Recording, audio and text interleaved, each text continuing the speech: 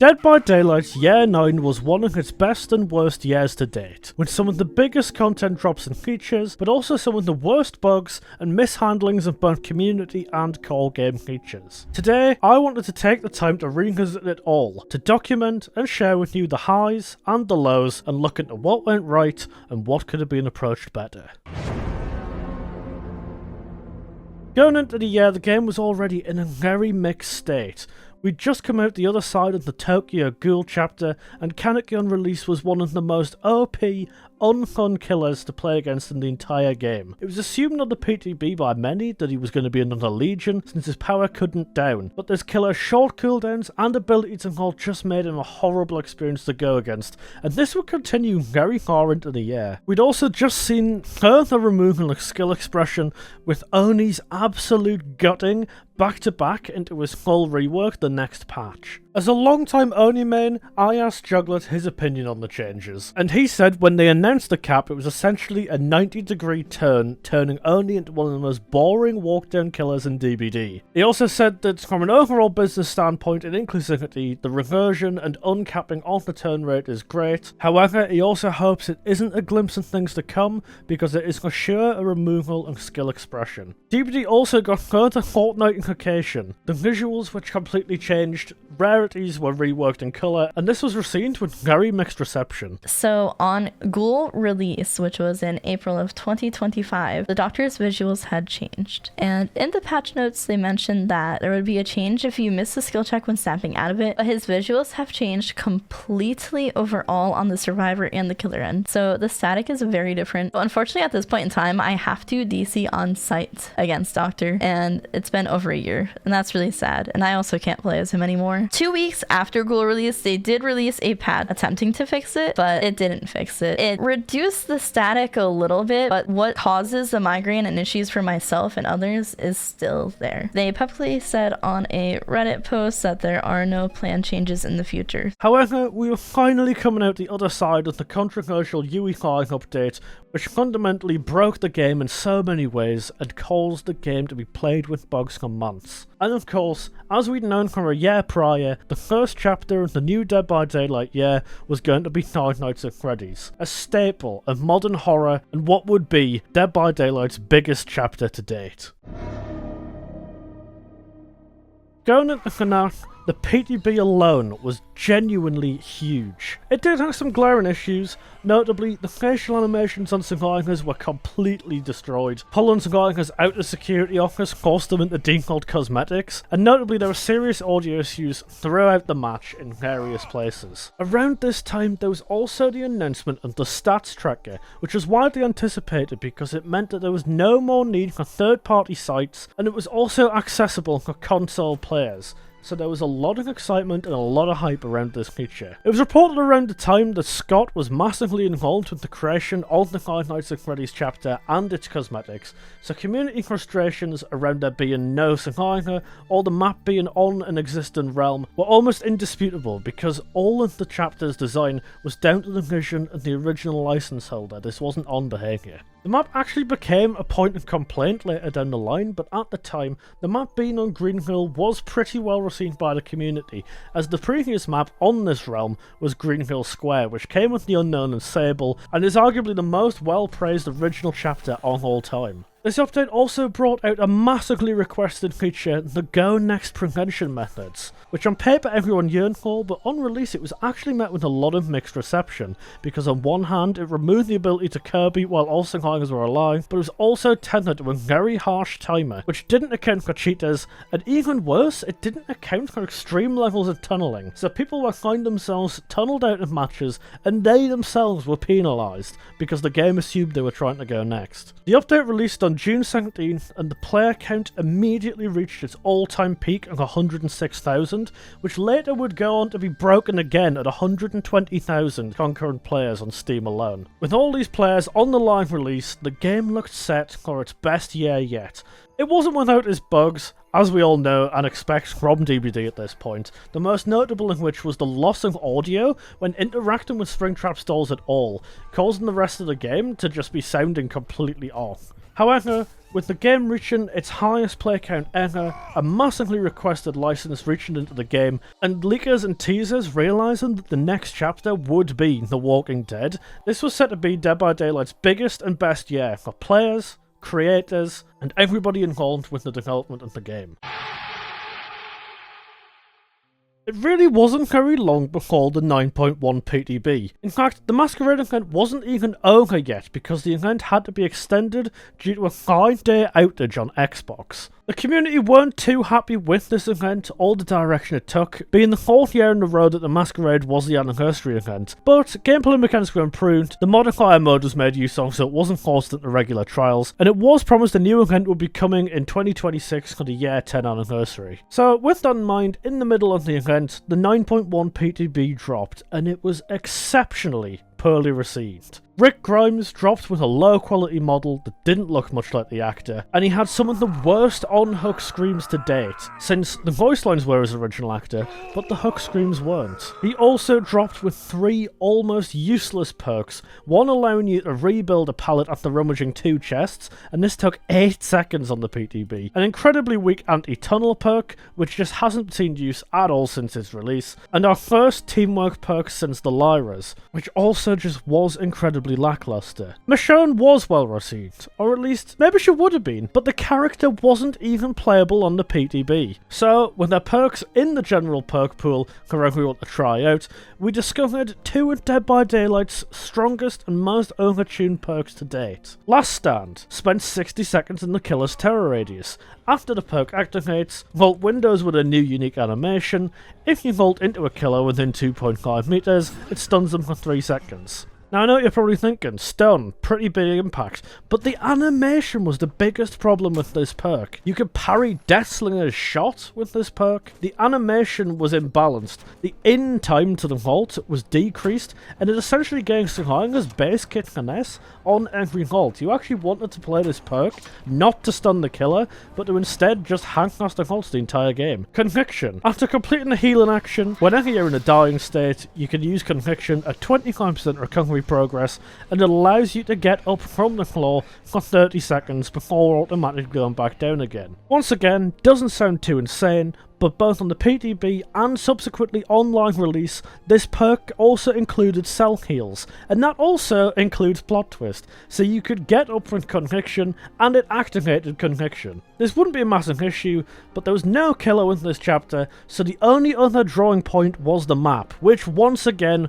was on Withered Isle, back to back with Five Nights at Freddy's. The lighting was horrible, the only Walking Dead reference on the map was a hospital tile in the middle, and a huge miscommunication led to people not even understanding how this map worked. Because a dev on Reddit replied to a post miscommunicating that there was no map, but rather a tile that only spawned in when there was a survivor in the lobby playing as Rick or Michonne. But that wasn't all with this PTB. A major clan rework was promised, and a new survivor item into the general item pool was also promised. What was the state of those? The clown rework led to him being borderline brain dead, killing his pink bottle playstyle almost entirely, and turned him into a haste spam killer. Haste still stacked back then, using pink bottles was nearly useless, and I myself on release held the world record for the clown 4K.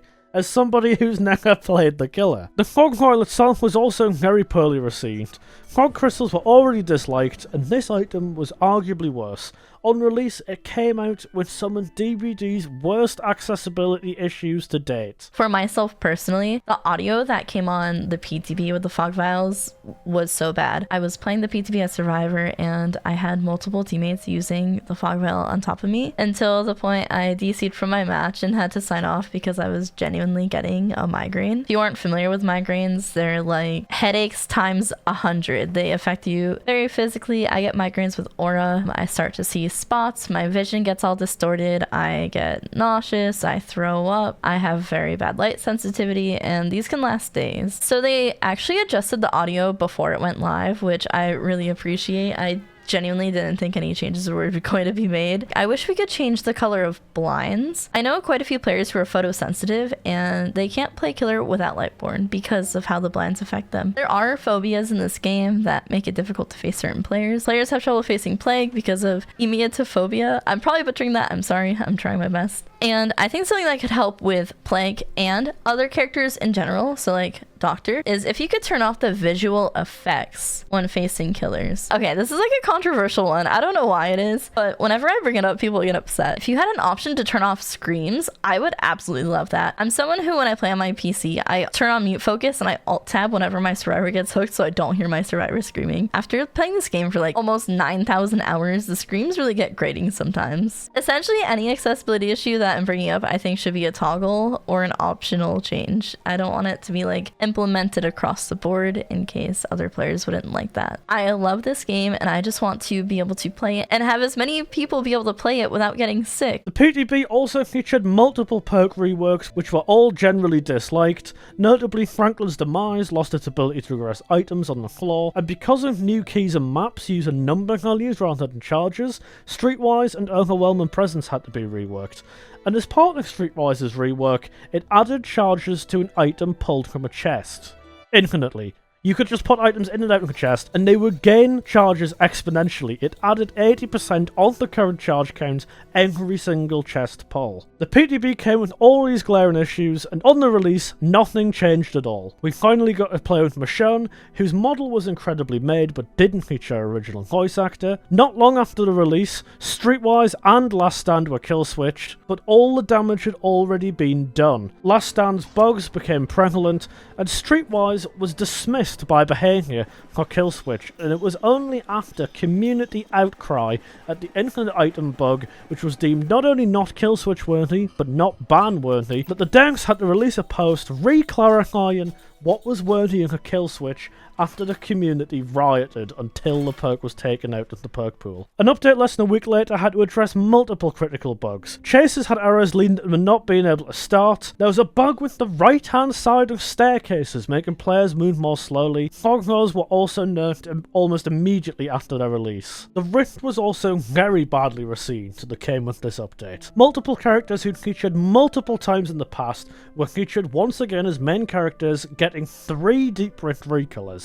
Elodie, who was the central survivor of the Rift, didn't have a lore expansion and didn't receive a badge until much later down the line. The skins as a whole were very poor, and this Rift was not well received at all. With frustrations rising, and presumably the chapter not even selling all too well, on August 7th, a stream was announced for the 11th, featuring Walking Dead actor Chandler Riggs alongside 4 official DBD creators. And if you weren't around for that time, boy did you miss out, because this was Dead by Daylight's pinnacle of error and failure to listen to their own community. So many hours you can sink in and never be done with it. I think it's happening again. Yeah, guys, I'm so sorry, but I'm just going to be a bit blunt with behavior and just let them know that.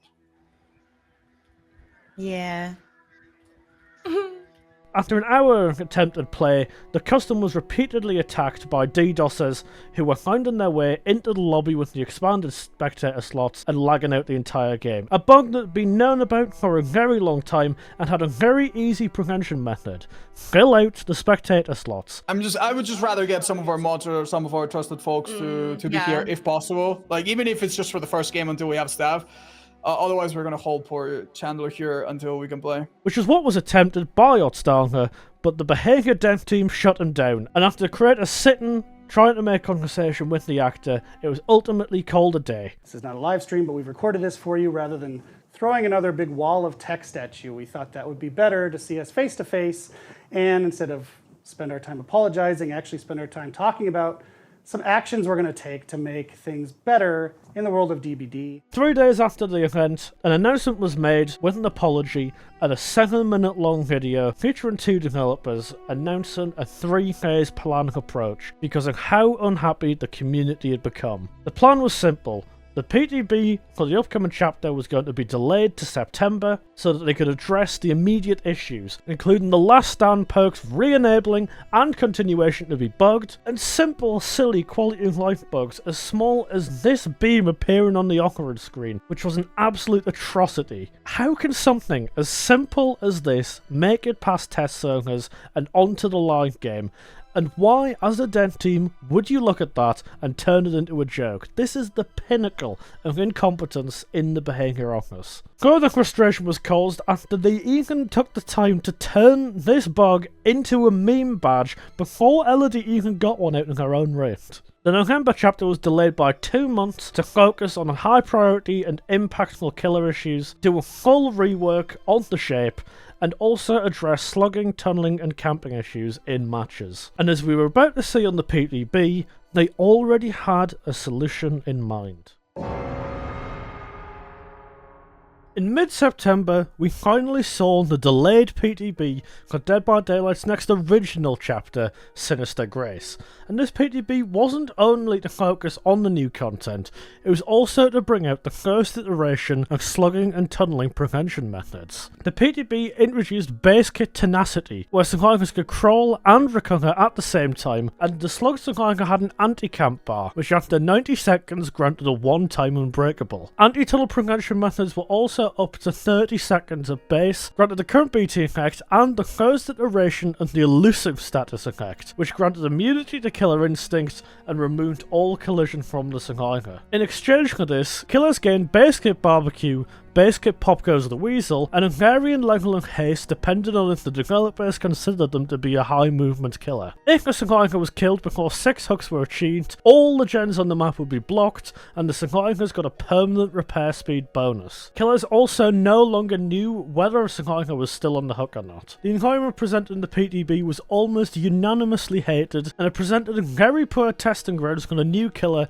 the Krasu, because after being tested on this PTB that was incredibly survivor-sided, the devs misinterpreted her state as being severely underperforming, and before she was released, they buffed her to the high heavens, creating Dead by Daylight's new S-tier killer, able to rival the nurse. In the whole game's probably history, I think she's the best killer to have a multi-hit mechanic in terms of strength. Because you're putting that side by side with Nemesis, who is severely punished by his vaccines.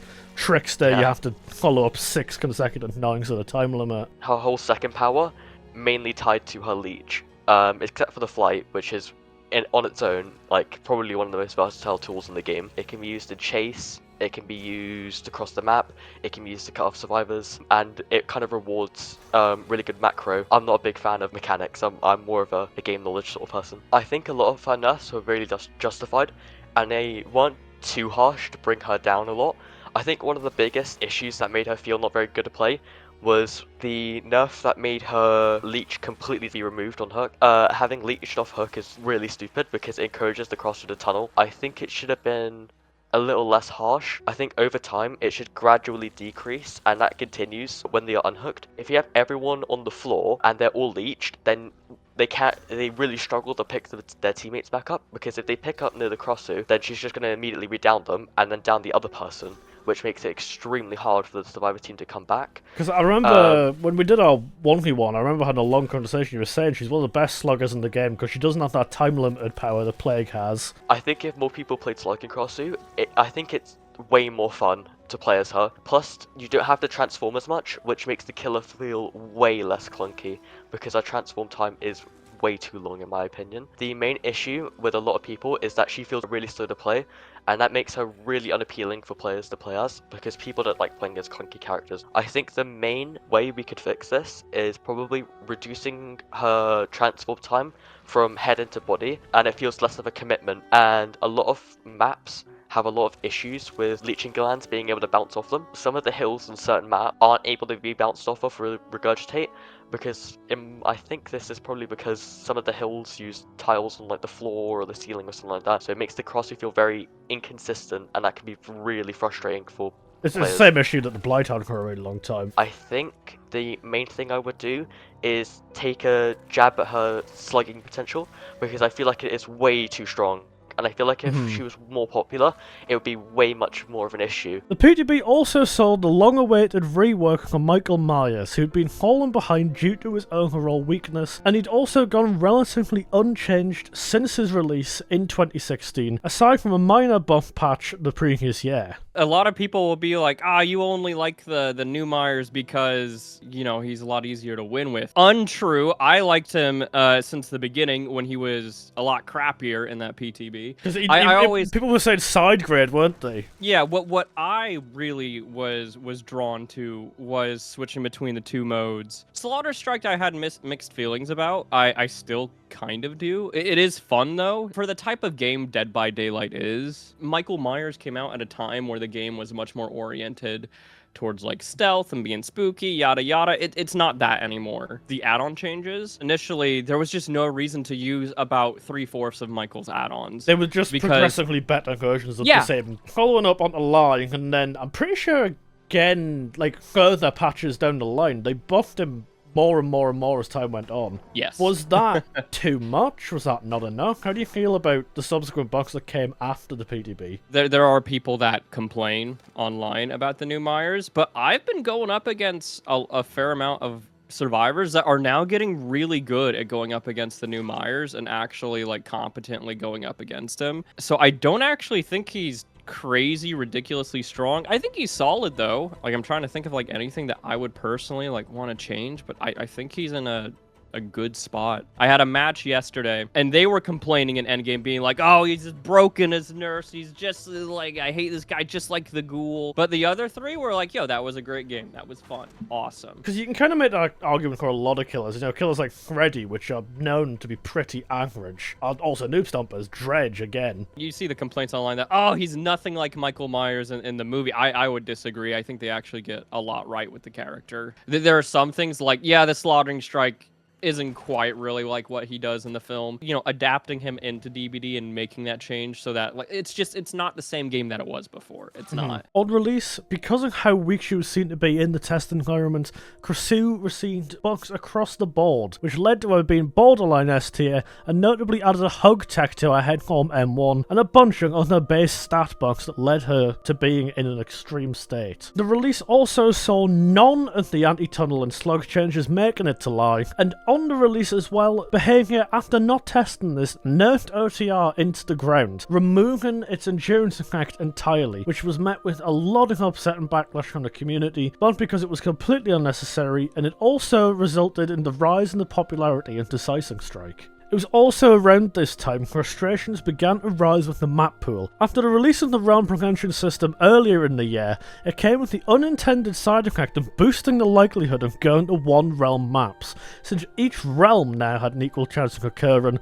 rather than each map. This meant maps such as Gideon, RPD, Midwich, they all occurred as frequently as any one of the Autohagen maps, for example. This wasn't even addressed, and it was only mitigated in April of 2026. The Rift that was supposed to be released alongside Sinister Grace also ended up being postponed and released on October 6th, and this was met with even more frustration than the previous Rift, because its duration was 110 days, the skins were poorly designed, and Claudette's headpiece didn't even feature in the Rift due to quality issues. Around this time, two of Dead by Daylight's most new obstructing skins released, the Night of the Living Cat Oni skin, which was a bear, and the bear's nose filled the screen in Demon Dash, and the Ghost Dredge, which was genuinely unplayable on release. And once again, the devs had to release a statement addressing these issues. It wasn't until 9.2.2 finally released on October 2nd, and this saw nerfs to the Krasu and the reversion of OTR partially, and following this was the Haunted by Daylight event, which once again was the same event for the third year running. This left the game in a truly horrendous state, but there was still a little bit of promise because behaviour delayed the November chapter to January. So November's mid-chapter release promised A, a fix to the tunneling and slugging issues, and B, a fix for various issues, or so we thought. After behaviour's promises to fix core issues and to justify the 2 months of delays added to all of its content, this patch was the health chapter we'd been promised back in August. Once again, tunneling changes were attempted to be made, this time an unhooked survivor outside of endgame would receive 30 seconds of haste, endurance, and the updated elusive, which worked like a combination of distortion and Iron Will's effects. In return, killers upon unique hooking would receive 15 seconds of Bloodlust 1 and a 10% stackable bonus for every unique hook at the end of the game. Once again, these changes were met with backlash because the casual killer had been all but killed off as far as the community was concerned all the way back in 6.1, where barbecue stacks and wiggling stacks were removed and hooking all forcing hikers was simply no longer incentivized. The anti-slug bar was also back, even though it had been disliked the first time, and the only change to it was now 120 seconds instead of 90. To top it all off, anti-camp got buffed in Singhaiker's favor, with the rate increasing the longer the killer stayed around the hook in an increased range. The one saving grace killers received here was that the OP Singhaiker medkit add-ons were completely gutted, the syringe being side-graded to remove exhaustion rather than being an insta-heal, and the styptic is now one of Dead by Daylight's worst item add-ons. November 25th saw the release of this mid-chapter, and once again, all the anti-slug changes were dropped, almost all the anti-tunnel changes were removed, with the exception being the increasing of base kit BT to 15 seconds from 10, and the only notable feature we saw go through was the anti-camp changes, which in fairness were acceptable. Skull Merchant also saw her first changes in a year since her temporary gutting, as the devs had put it, and none of these changes were impactful in the slightest. By this point, both hers and Trickster's complete reworks had been all but forgotten. By the demand of no one, Autohagen also saw a lighting change which the wider community just simply didn't like, and the icing on the cake for this chapter was that the content delayed from November to January had been Stranger Things. And for that release, the plan was to put the old outfits on the front page of the store, and they didn't reschedule it. So Behavior pretty much leaked their own chapter in the game's store. December 1st saw the same Christmas event again for the third year in a row, and a roadmap to the end of the year had been released showing only one cosmetic collection in the year's Christmas jumpers, and only 2 months on from his initial rework, there was an announcement made on DBD socials stating that Michael Myers and Haddonfield and Laurie would all be removed from the game next month. Seeing the removal, I have mixed feelings about it. So, I mean, if I could have it my way, I wish he never would have left. But I love DBD, but I'm a Halloween fan first. If it means throwing DBD Myers in a volcano for Halloween the game, in which, you know, there's a full story mode that I can go through the whole experience of the first film as You're Michael not Myers. just playing in the world of DVD, you're playing in the world of Halloween, which is what yeah, you I get to personally be in Halloween. want to Like, see. what Halloween fan is gonna say no to that? In general, that's usually my thoughts and feelings on just about every character within DBD. Like, if we got a full Nightmare on Elm Street video game, I would prefer Freddy Krueger in that game than I would in DBD. I'm a horror fan more so first than I am like a DBD fan. But of course there is like the legacy of Halloween. He was the first licensed character. Like, Michael has been around for 9 years. Most people that have like wanted Michael are gonna already have him. Of course the map, losing that kind of stinks, but not only are you getting like a Myers house location, you're getting all of Haddonfield. As a Halloween fan, like, I know Michael's gonna get a lot more love in the new game than he would have if Hashtag not sponsored. stayed in Dead by Daylight.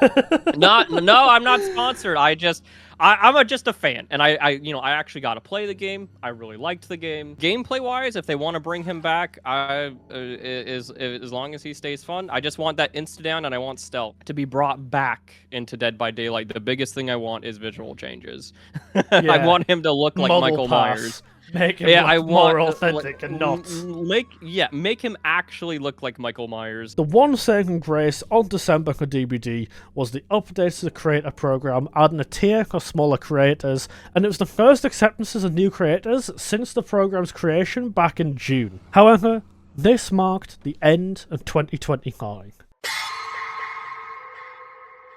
Following the Christmas break and Dead by Daylight's most nothing burger patch, with 0 noteworthy changes, the PDB for the delayed chapter was finally upon us, and it was revealed to be Stranger Things Chapter 2, and this was Dead by Daylight's first well-received update, arguably since Five Nights at Freddy's. The new killer was well designed, the survivors looked amazing, the only notable quarrel in the community was that there was no new map, but as was the case with Resident Evil Chapter 2, the map from the original chapter had received an update prior to the release. The update dropped on January 22nd, and it was the first new chapter with few bugs, the character's little issues from the PTB were ironed out, but it also came with the sad reality of Myers and Laurie being gone for the foreseeable future, and their perks were added to the general perk pool. There's not really much to complain about on this one. I actually think Behavior did a really good job, and so did the community. This was the first release in a long time with very few game-breaking bugs, a clear roadmap of cosmetics, and there was very little discourse within the community. The new Rift after the 110-day Rift prior was also very well received, seeing licensed skins taken the front and centre, more community skins,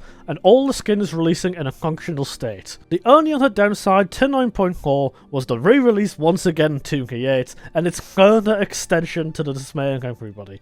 But credit where credit's due, this period, start of the year, was genuinely fantastic for the game. However, as we all know, and we all expect from now, this wouldn't last. After its initial teasing around a couple of years prior, it was teased that the 9.9 chapter would finally be the rework of the Trickster in the format of All Kill Comeback. His 115 rework had completely missed the mark, and the character had been in a very sad state for a very long time. The promised Trickster map from his OG lobby was finally coming also, with the designer of the beloved Almond Lake mine returning as creative lead. The decks also promised that Yunjin would see her weak and underused perks reworked on the PTB. However, to the average player, the PTB was a huge disappointment. The new Survivor perks brought very little exciting or game-changing features to the table. The Trickster rework, while cool in concept, felt like a side grade, bringing him to a point not much stronger than he was originally. Summarizing it very briefly, because what am I thinking? Because I'm on my side that 4.6 Trickster as a state, not as a movement speed, but I'm just talking about the entire version as a whole, didn't work whatsoever, because the time to kill got ridiculously increased because you had A-Blaze to hit, you were constantly slowing yourself down to throw to use main event. Sure, you were getting the access to the main power, some people were saying, of main event more frequently, but in the end, time to kill was getting drastically increased. I knew that Trickster rework were happening, I knew how the rework is gonna be present, because I was the part of, like, I'm gonna call it consultant program when it comes to the Trickster. At first glance, I was very skeptical about 4.4 movement. Then after just a couple of games, I was like, nah, that's completely fine. You know, Trickster as a whole was always a character that you either like it or hate it, and majority of the people were hating on it. Afterwards, they fixed a lot of things, and now it is as it is, and I'm happy about it. Weirdest add-on design that you probably will never run on Trickster is meta in comp. Inferno Wires that is increasing the S-rank duration, so not main event, but the time that you can use your main event and apply permanent blades. You know what I mean, like blades do not decay in S-rank, so you can just pretty much camp, maneuver around the area, and if somebody is gonna sneak peek around the corner or something, you just throw in a couple of blades. Definitely the character itself is in a very, very healthy spot. Prior to the rework, 4.6 Trickster was considered by the casuals a B, even A-tier killer, I was seeing people putting him in. And by the Trickster mains, he was considered a C-tier killer, very weak. And now it's all the way around. The character is more complex, more difficult to understand for the average Tony. And the character, in my opinion, is in a very, very solid B-tier spot in a middle ground, because he has some weaknesses, some advantages and disadvantages that both sides can rely on, and pretty much just creates and defines him as being a B-tier killer. Yeah, at the end, I feel like it was a success, because it brought the thing that the Trickster mains fall in love to this character with, is the power to be effective. It was a success at the end. Yunjin's perks were massively overtuned, with one offering complete counter to so many perks and essentially being a way better distortion, and the other becoming the strongest perk in the game as the game's most game-breaking Gen Rush perk. The map was also a huge letdown. While visually one of the game's most beautiful maps, the gameplay loop was dreadful. It had fixed RNG, a guarantee of 20 plus pallets, and it was one of the biggest maps in the game, and the community were once again upset and wanted to see change ahead of the chapter's main release. The chapter also saw additions to Trickster's voice lines, but none were added to Yunjin, and the chapter's original survivor was all but forgotten in this update. However, one fantastic and notable feature in this patch was the customizable aura color additions, which helped significantly for accessibility purposes. The release was semi-well received, Trickster was buffed slightly, and a new set of prestige rewards gave veteran players something to aim for. However, the map and the perks were released as they were on the PTB, much to everybody's dismay. Concerns were also raised about prestige rewards, as not all of them featured new artwork, but rather featured chapter art, bringing into question Behaviour's relationship with many license holders, most notably Resident Evil, who were otherwise considered by the community to be on good terms with Behaviour. The Blood Moon event returned updated, with perks now affecting blood gens unlike the year prior. While this did lead to a lot of annoying metas arising, despite the event only lasting 3 weeks, the community still loved the event, and we also saw the fastest ever community effort to reach a goal and unlock the maximum blood point bonus. This left the game in a bit of a funny state, with the realm prevention system still in full effect, making the map pool very boring, fast tracks surging in popularity and being prevalent in almost every game, and this left the developers one final patch to finish off the year.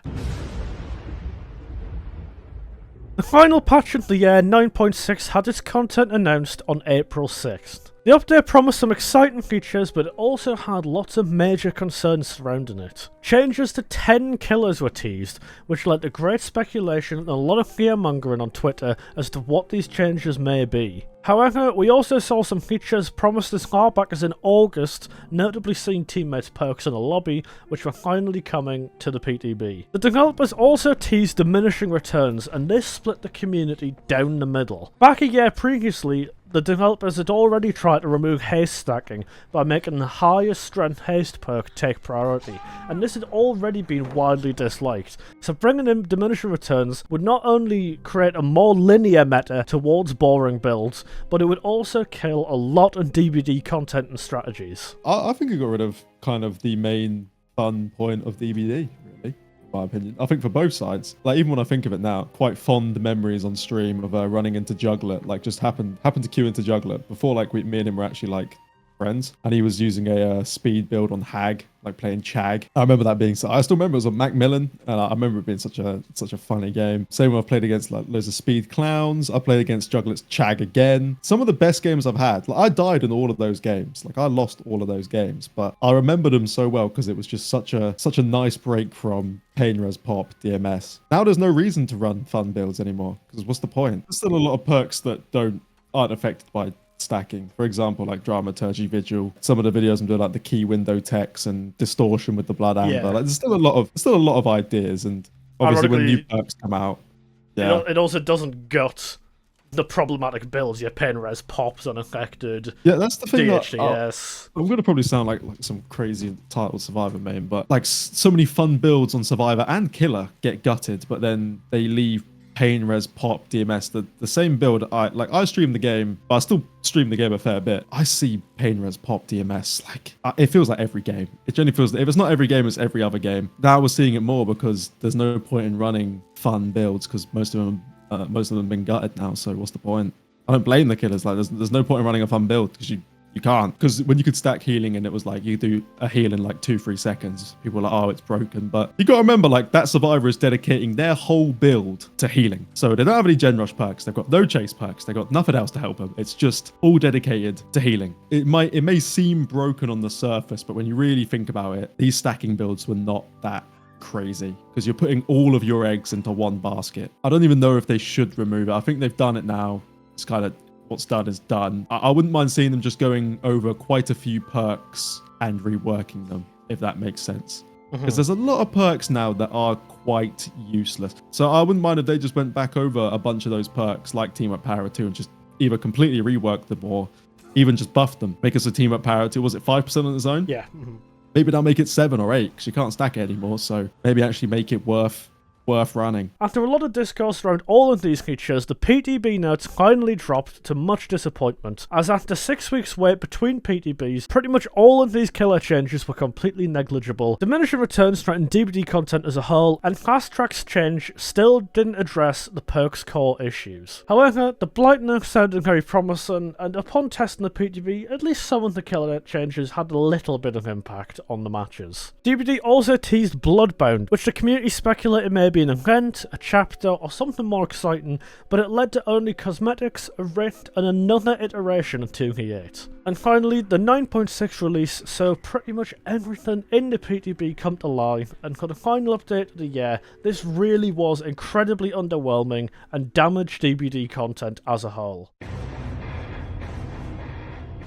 I think, in conclusion, and to share my thoughts, there was a lot of letdowns in Year 9 of Dead by Daylight. I'm personally hoping Behaviour simply takes more care in what they're putting in patches and uses the PTBs more carefully to make sure the content releases in a stable and safe state. I think the killer changes last patch were very boring, however, if they were a thing every single patch, it would definitely keep the game fresh, keep the game interesting, and it would lower the distance between those S tiers being way too strong and the D tiers being way too weak. I think the 10th anniversary needs to be something special, and that's something I wrote in these notes when I scripted it a couple of weeks ago, and seeing all the teasers surrounding the game, I honestly have a lot of hope for it.